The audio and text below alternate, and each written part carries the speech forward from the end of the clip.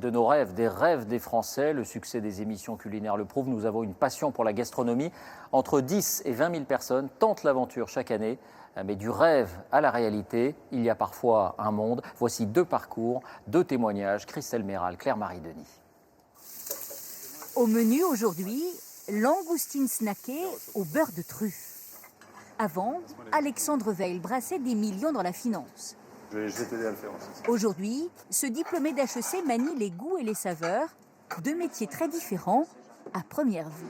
Il y a une adrénaline dans le service, qu'on retrouvait un petit peu dans la finance d'ailleurs, sous une forme différente, mais il y a une adrénaline dans le service qui est, je pense, un des moteurs qui m'ont orienté vers ce métier-là. Ouvrir un restaurant gastronomique, c'était son rêve. Il a franchi le cap après avoir été licencié de sa banque. Avec ses économies, il achète son établissement, 300 000 €. Tu vérifies les canards. Ce chef est retourné à l'école, passer son CAP. La cuisine pour lui, une passion de toujours, un terrain de jeu sans limite. C'est un monde infini, les saveurs en cuisine. Il y a plein de produits, il y a plein de saveurs différentes, il y a plein d'associations qui fonctionnent, plus ou moins. Donc on s'en lasse pas, on a toujours quelque chose à faire, à explorer, à tester. Comme lui, les férus de gastronomie sont nombreux à se reconvertir dans la cuisine. Mais après le rêve, quelle réalité pour ces nouveaux restaurateurs? Il y a d'abord les aléas pour constituer son équipe. Au mois d'octobre, j'ai un de mes employés qui m'a lâché de façon un peu brutale, c'est-à-dire du jour au lendemain.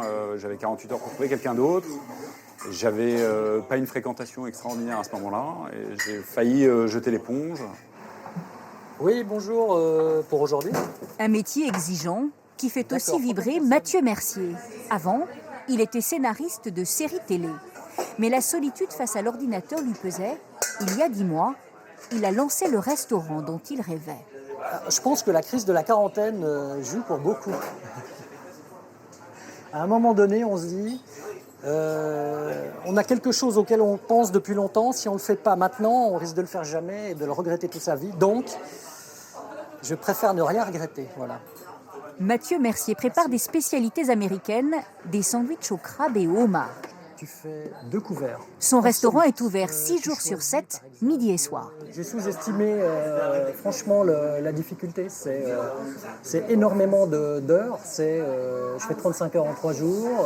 Je vois plus beaucoup ma famille.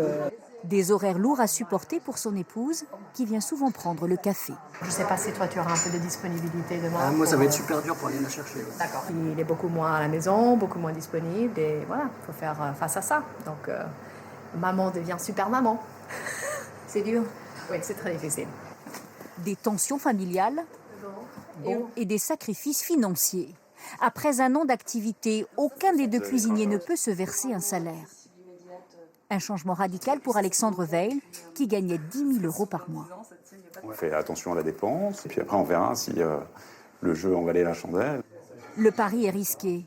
Un restaurant sur 2 ne passe pas le cap des 5 premières années. Mais ils ne regrettent pas leur choix, la satisfaction de leurs clients et leur plus belle récompense. Deux images